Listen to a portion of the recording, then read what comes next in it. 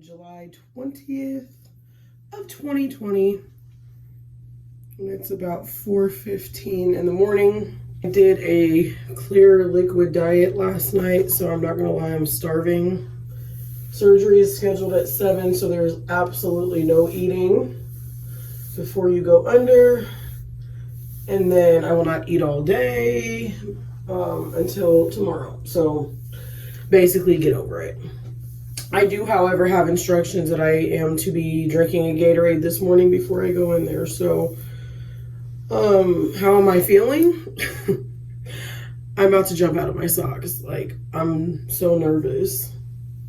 I'm not going to sit up and lie and tell you guys that the 2-week diet is easy. It's not easy. I was pumped up for it.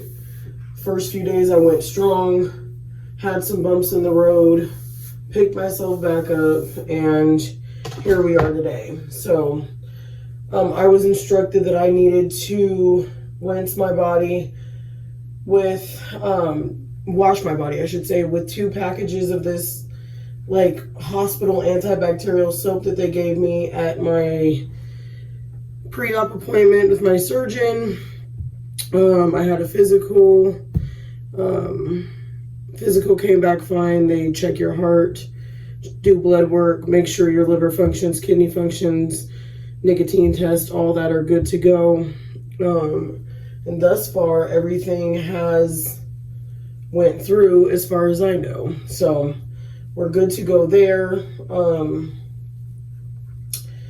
That soap I was telling you about, it kind of smells like hospital / alcohol. I don't know, it's kind of weird, but you scrub your whole body with it and then you rinse off, and then they give you another pack to use in the same setting, and that pack you rub it all over like your abdomen area and your sides, and you do that for 7 minutes. So I did that Saturday night, Sunday night, and then this morning. So we are going to be getting ready to go soon. I just wanted to check in with you guys and let you know I did survive my 2-week pre-op diet. I had bumps in the road. I'm not going to tell you that it's easy, because it's not easy. But I've talked to my surgeon about everything. I've talked to my weight management team, and everybody is aboard that it's okay. So really, to be honest, what it is it's a whole mindset, because after today, if I have bumps in the road or, things like that, you have to know that your body is not going to react normally like it does now. Like now, if you have a bump in the road, okay, you overate, going about your business. After your surgery, you may be ill, you may throw up, you may be in pain. Like there's a number of things, and they just want you to fully understand that. So yeah, I am going to be taking a bag with me, just like my toothpaste, my toothbrush. I like my own personal stuff. I know that the hospital gives you stuff, but no, my bathrobe, I want my own robe, my own underwear, and then a little pajama set. The normal turnaround time for this is usually you're in there a day. They get you walking right away after surgery, and then usually you can go home the next day, assuming that everything went through fine. Your leak test that they do in your stomach is fine. Sometimes you may need to stay an extra day. So hopefully they let me go home tomorrow, because I'm not a fan of sitting in the hospital. I was not a fan of it. I had to stay extra days in the hospital after I had my son via C-section, and I'm not a fan of that. So yeah, I'm excited. I'm ready to embark on this new journey, and I will see you guys at the hospital. Hey Lexi, thanks for coming with me. I love you. Are you ready for this? I'm not. Okay, guys, so they brought me back to my room, and now they're going to get me changed into my beautiful hospital clothes, and the room is cute. They've got a warm little blanket here, and reminds me of other things, but I'm nervous, you guys, so I'm gonna let you go, and I will be back with an update in a little bit. I'm changed out. I have my hospital gown on. They make you wipe down with these like sticky towel things. You wipe your whole body down, you get into your hospital gown, and then you get to go under one of these warm blanket things that, again, like I said, have bad memories, but I'll get into that later. I'm really excited. I'm really nervous, and I don't know, but I am happy because my cousin is here with me. I don't know what I would do without her, you guys, seriously. So, with that being said, they're going to come in, put the IV in, and then my surgery is in an hour and a half. It's 5:59. So, yeah, I'm excited, but I'm nervous. I just want to get it over with. With that being said, I'll see you guys after surgery. Let me tell you something.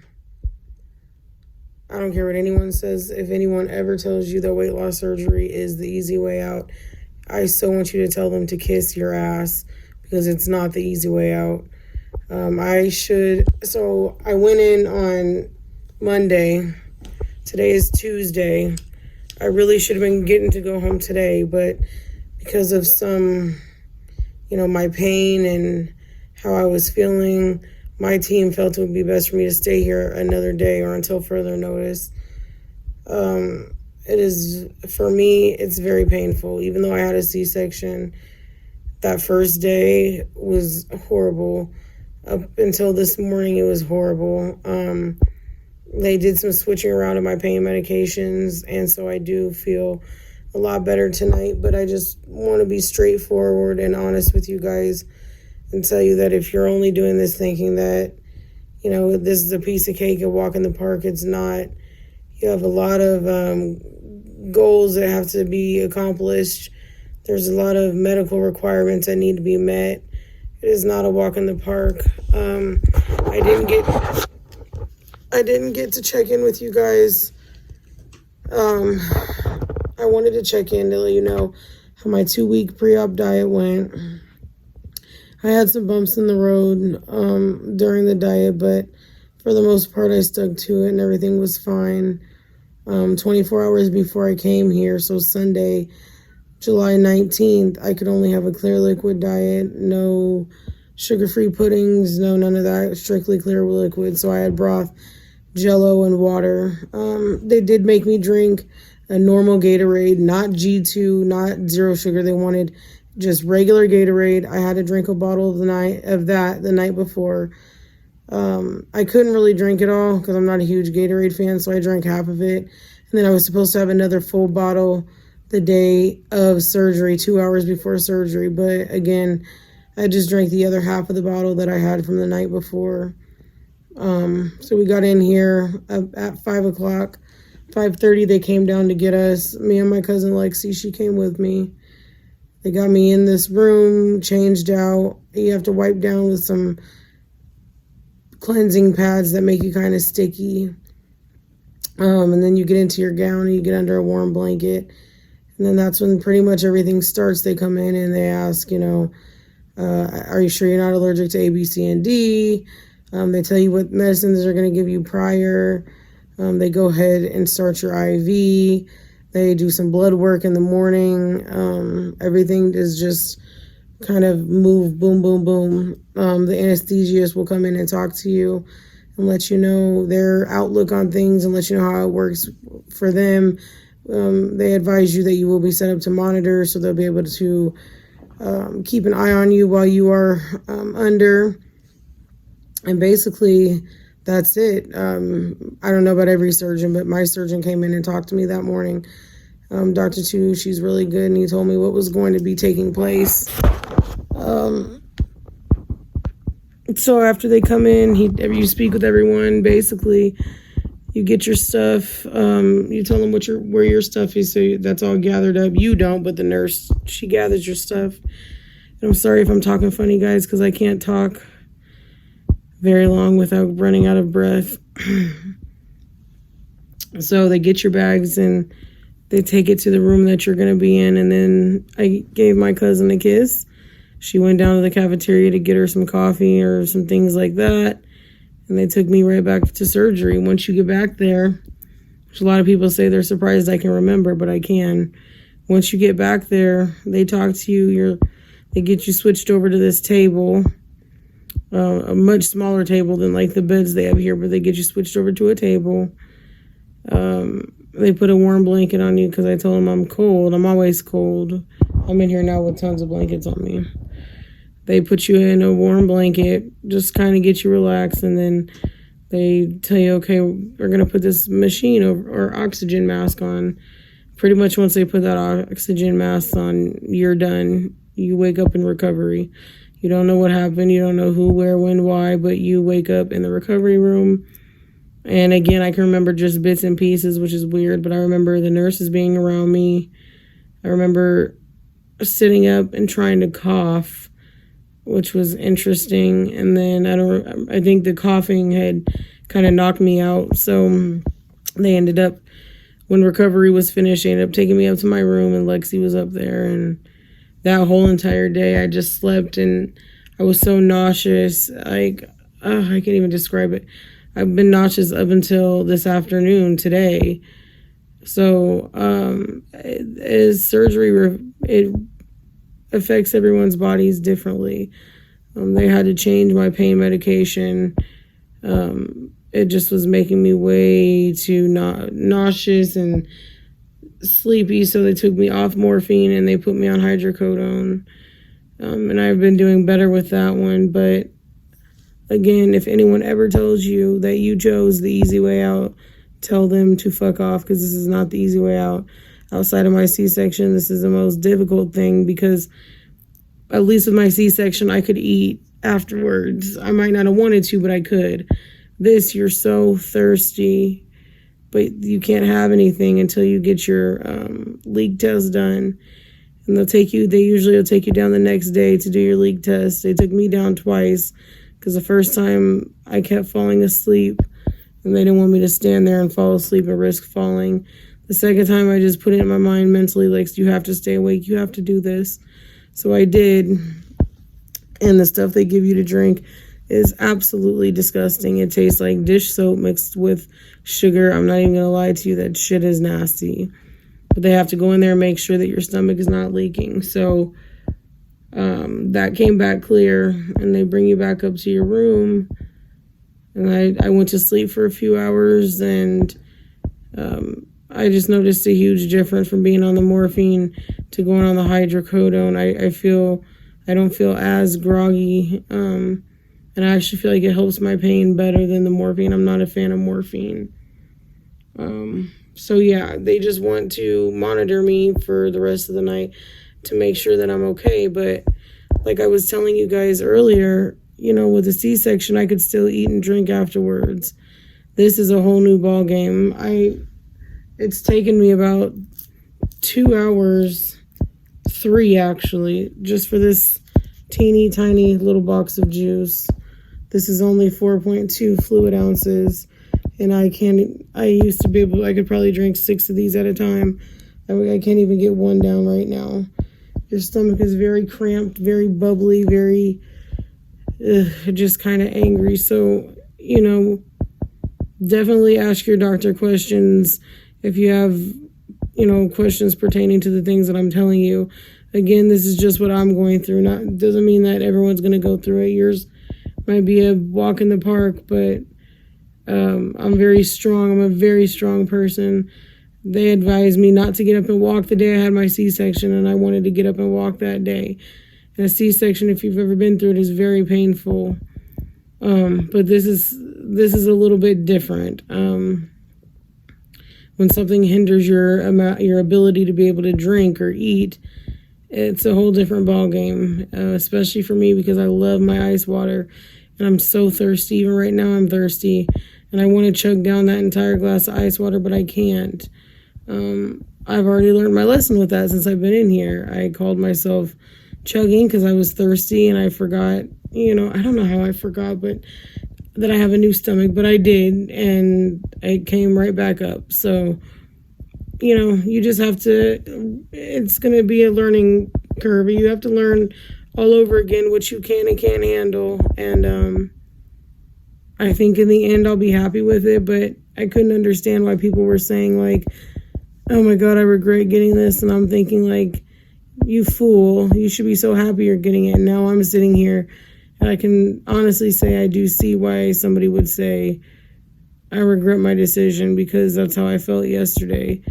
That's kind of how I felt into the morning today. I'm like, why did I even put myself through this? But in the end, I know that it's going to be the best decision that I ever made. I just got to get over the bump in the road. So I love you guys so much. I will keep you posted.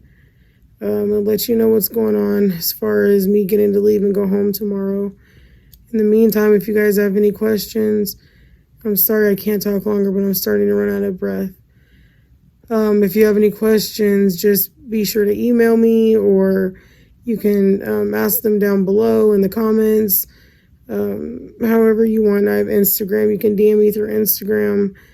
And I just wanted to put this video together for those of you who are considering going through this or maybe going through it.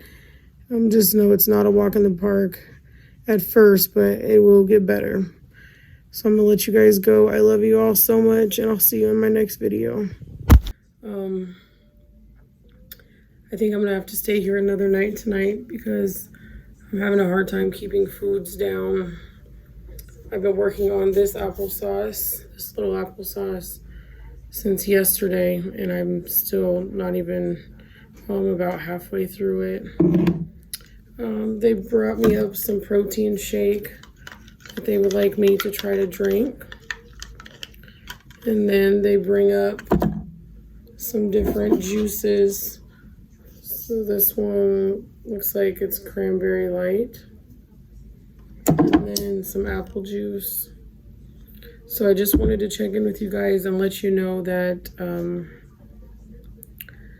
it is very painful. At least for me it is. I had a C-section, so going into this, I thought this would be a piece of the cake. I'll be able to walk through this. It's not going to make a big difference. Whatever. Well, it does. Because of the simple fact being, and excuse me if I'm talking if I'm a little windy, it's because I lose my breath. You have to learn all over again what you can eat, what you can't eat, how much you can eat, how little you can eat. It's a whole new experience that you have to go through. And until you're the person that's going through it, you really can't listen to anybody else. I am very happy, though, that it's done, it's over with. It's something that I've wanted to do for a very long time. Any tips or tricks I have for you, just from what I've noticed, stay off the scale. Do not get on the scale. Do not do that to yourself, because I weighed in yesterday at 324. I was 317 when I came here. So I said, how on earth from July 20th to July 21st did I gain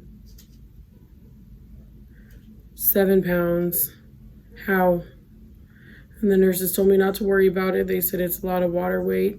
I don't know if you can tell, but my hands are swollen, which is weird. My hands are never swollen. They said it's a lot of water weight from the IV, so do not step on that scale and think that you're going to get an accurate number while you're in here, because you're not. They had me step on the scale this morning, and my weight went from 324 last night down to 312. So in my mind, I'm like, well, I'm not even eating, so how am I gaining? This doesn't make sense.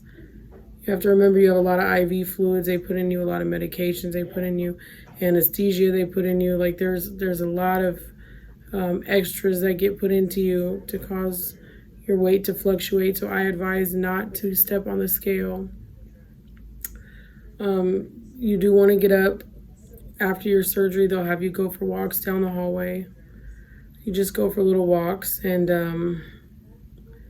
that'll kind of help with the bubbles and things of that nature that are inside your stomach. And I am recording this on my phone, you guys, so I'm sorry if you can hear messages going off, but I didn't have time for camera and tripods and all that up here. It's too much. So with that being said, don't let that number on the scale discourage you. If I would say for the first few weeks, everything is going to be so up in the air that you're not going to get an accurate reading. But I do promise that if you stick to the program, everything will work out how it should.